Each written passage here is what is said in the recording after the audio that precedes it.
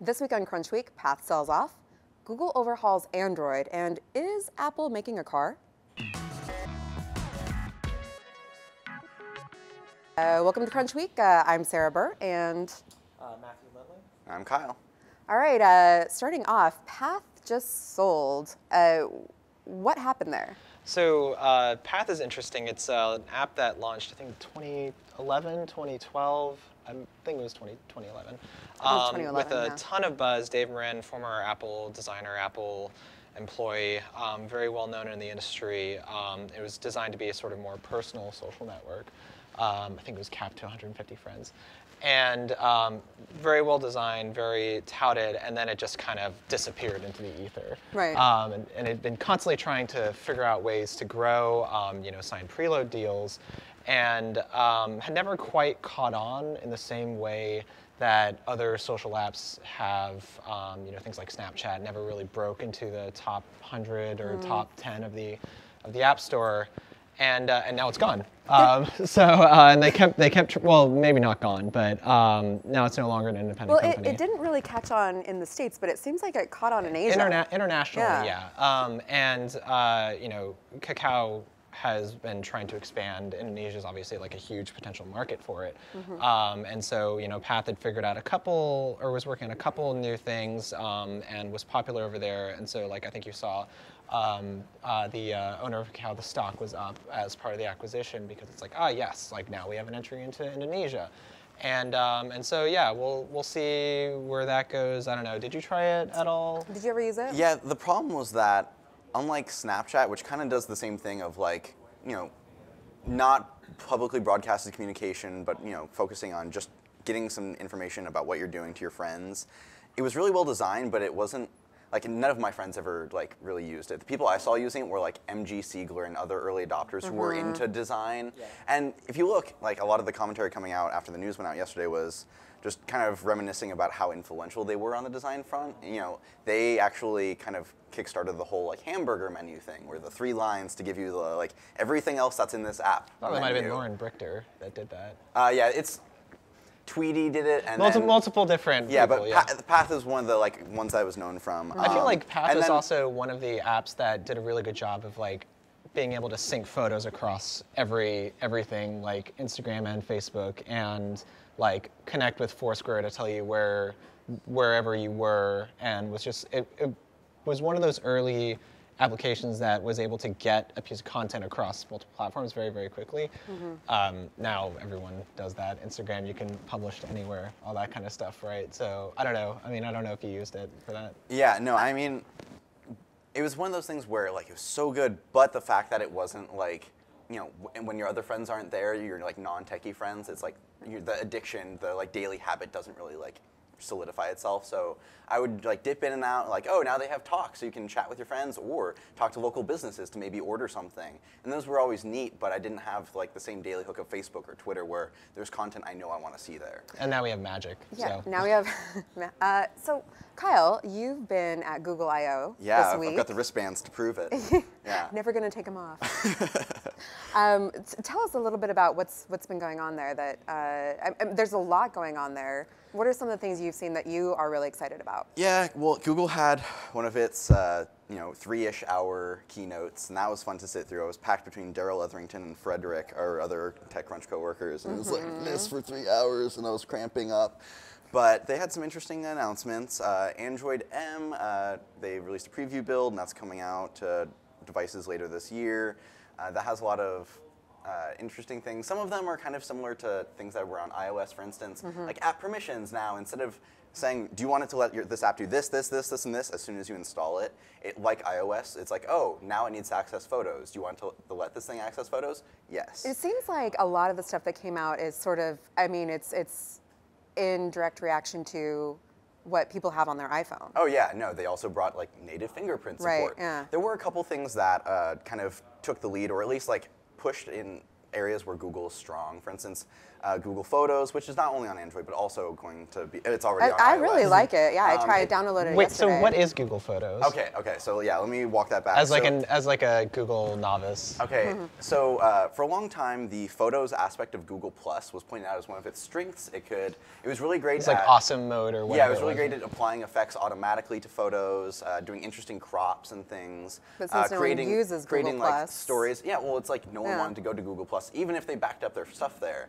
So basically, the idea was to pull this out and make it its own independent service. And now what it does is, in addition to storing all your photos, it's unlimited as long as they're smaller than 60 megapixels, and even video that's 1080p or lower resolution.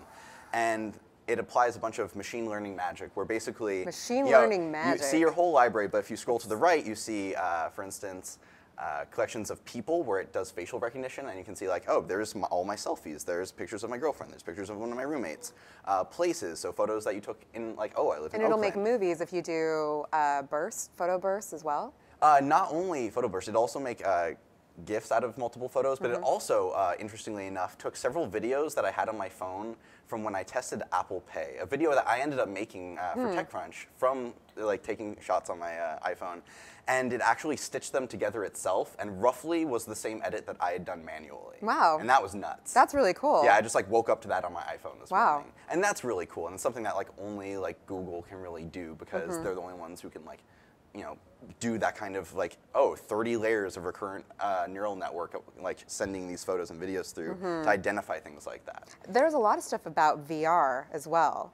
Yeah, Google Cardboard had a couple of announcements. A lot of them were kind of things that if you were covering them and the space, you like kind of expected. There were some neat things. For instance, there was Well, Cardboard for iPhone, I thought that was cool. Okay, so honestly, that I think was partially overblown by the press. Really? If you look, a lot of that is like, now there's official support for Unity and the Cardboard SDK, but that was kind of already in the works. If you used Unity, like Oculus Unity is already supported by Unity. Yeah, Unity is already cross-platform, so if you made like a Google Cardboard compatible for Android thing with Unity, it already could have run on your iPhone as just like an iPhone So if you're app, and then stick super it geeky, in. you could still do it. Yeah, now it's just kind of like it's a first-tier platform when That's kind of the beauty of like what Google's offering with VR, though. They're making it for everybody. I mean, cheap for everybody. They're trying to get Well, you it still out. need a phone, right? So. Yeah, but Well, I if mean, you have, compared Like to a if you somewhat have an powerful Android phone, or an right? iPhone, yeah. But I mean, compared to buying like a $1,200 computer to power a high-end VR Like an setup for your Oculus, PC, yeah, yeah, that's it's pretty affordable. Yeah, it's you more can buy one of the Cardboard for about $30. Well, also, like, we've heard constant rumblings that they're working on like a true headset, right? So, well, you never know, right?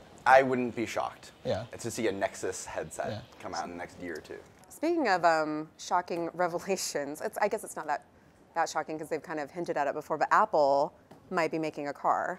Well, we don't know for sure, but Jeff Williams at the Code Conference was dropping a couple of hits. The hints. The one that kind of stood out was, something along the lines of like, the car is interesting, and Not only interesting, he said, the car is kind of the ultimate mobile device, Yeah. isn't it? Yeah. And that so, was and 2 pretty years cool. ago at Code, Tim Cook had said something along the lines of like, oh yeah, like the wrist is interesting, and then 2 years later we had an Apple Watch, right? And I think like this is something that Steve Jobs had been thinking about a little bit. I think we saw that in Walter Isaacson's biography, right? And I mean, it totally makes sense. I mean, Apple, they have a bunch of pet projects and they're constantly working on things internally.